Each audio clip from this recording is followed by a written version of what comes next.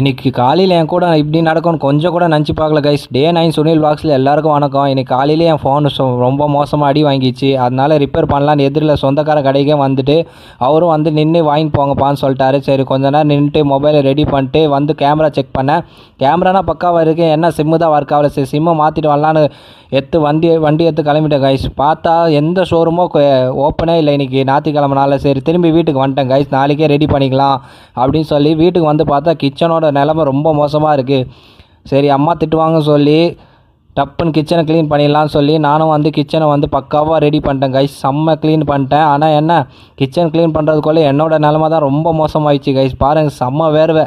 சரி லஞ்சுக்கு என்ன செய்யலான்னு யோசிச்சிருக்கும் போது டப்புன்னு கொஞ்சோண்டு தயிர் சாதம் வச்சிட்டேன் கைஸ். வச்சுட்டு ஸ்டாஃபுக்கு நான் லஞ்சு கட்டிட்டு சரி நம்மளும் சாப்பிட்லான்னு சொல்லி கொஞ்சோண்டு தயிர் சாதமோ அப்பளமோ எடுத்து நானும் சாப்பிட உட்காந்துட்டேன் கைஸ். இந்த வெயிலுக்கு தயிர் சாதம் தான் கரெக்டான லஞ்சுன்னு சொல்லி எடுத்து ஒரு வாய் வச்சேன் கைஸ்.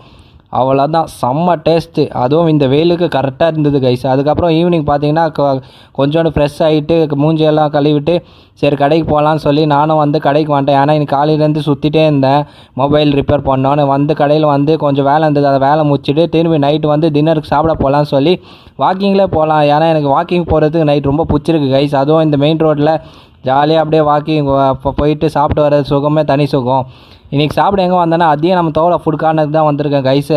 ஏன்னா எனக்கு ரொம்ப பிடிச்ச ஸ்பாட் ஆயிடுச்சு இது. என்னன்னு தெரில, எல்லாமே நல்லா இருக்குங்க.